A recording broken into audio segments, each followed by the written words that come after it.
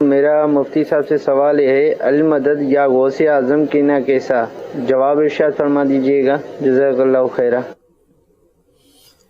المدد یا غوث اعظم کہنا کیسا؟ دیکھیے، عقیدہ اس حوالے سے سمجھ لینا چاہیے۔ اللہ رب العالمین حقیقی طور پر مالک ہے، مختار ہے، وہی رب مددگار ہے۔ رب تعالیٰ کسی کا محتاج نہیں، اور ہم سارے اولیاء بھی، انبیاء بھی رب کی بارگاہ کے محتاج ہیں۔ رب تعالیٰ نہ چاہے تو ایک ذرہ بھی ادھر سے ادھر جو ہے وہ نہیں ہو سکتا۔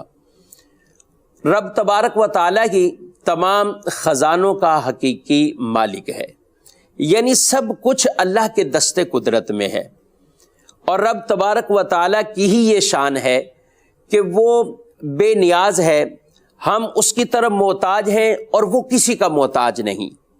یہ تو ایک اللہ کے بارے میں عقیدہ، اور جو ہمارا توحید کا عقیدہ ہے اس کو اچھی طریقے سے ہمیں ذہن نشین رہنا چاہیے اور سمجھ لینا چاہیے۔ اب بات یہ آئی کہ کیا اللہ رب العالمین کے نبی، فرشتے، ولی کیا یہ بھی مدد کر سکتے ہیں؟ تو یاد رکھیں، ہمارا اہل سنت کا عقیدہ اس حوالے سے یہ ہے کہ اللہ کی دی ہوئی طاقت سے، اللہ کی دی ہوئی طاقت سے، اللہ کی عطا سے، اللہ کے نبی، اللہ کے فرشتے، اللہ کے اولیاء، یہ سب مدد فرماتے ہیں اللہ کی عطا سے، اللہ کی دی ہوئی طاقت سے۔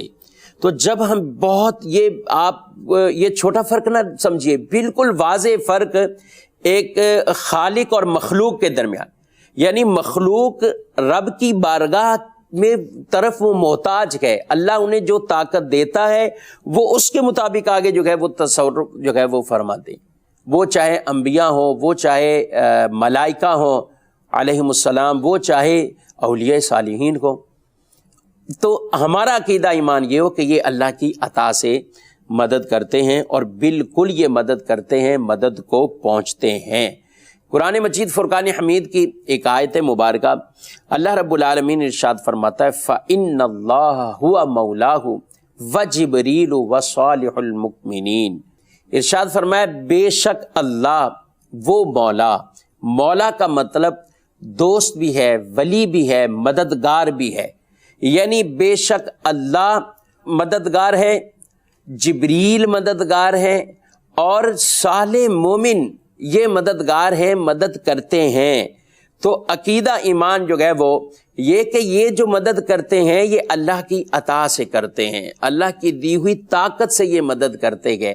آپ کو میں ایک عام فہم مثال عرض کروں، غزوہ بدر اسلام کی پہلی وہ عظیم جنگ اور عظیم فتح ہے۔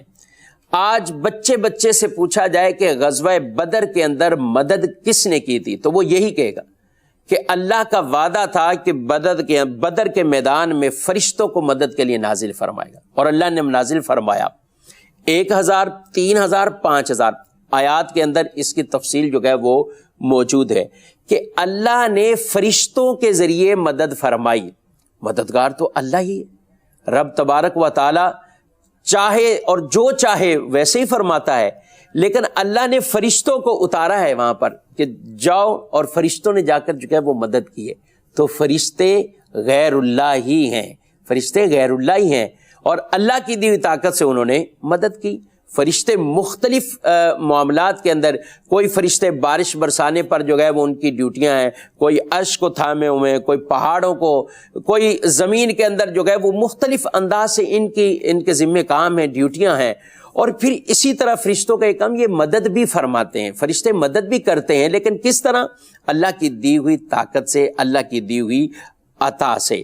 تو اسی طرح یہی نظریہ ہمارا انبیاء کے بارے میں بھی ہے اور اولیاء کے بارے میں بھی ہے۔ غوث پاک رضی اللہ تعالیٰ عنہ کو مدد کے لیے پکارنا اس نظریے کے ساتھ کہ بے شک مدد حقیقی طور پر وہ اللہ تعالیٰ ہی فرمانے والا ہے، اور اللہ کے بزرگوں سے جو مانگا جاتا ہے وہ بھی حقیقتاً ایک وسیلہ اختیار کیا جاتا ہے کہ مدد اللہ نے ہی فرمانی ہے، ان کے توسل سے رب تعالیٰ ہم پر نظر رحمت فرمائے گا، ان کے توسل سے وہ ہماری جو ہے وہ مدد فرمائے گا۔ اور اس طرح ہم اگر وسیلہ پیش کریں یا ہم ڈائریکٹ اللہ کے اس پیارے کو کہیں کہ آپ ہماری جو ہے وہ مدد کریں، اس میں کوئی حرج نہیں ہے۔ ایک حدیث رسول میں اور عرض کرتا چلوں، نبی پاک صلی اللہ علیہ وآلہ وسلم کی حدیث ہے، آپ صلی اللہ علیہ وآلہ وسلم نے ارشاد فرمایا جب تم کسی ایسی جگہ بھٹک جاؤ، اور ایک روایت میں جب تمہارا کوئی جانور جو ہے وہ گم ہو جائے تو کیا کہو، یعنی یہ ایسا کہاں پر جب کوئی بھی ایک طرح کا انسان کو نظر نہیں آ رہا، فرمایا وہاں بھی کہو اعینونی یا عباد اللہ،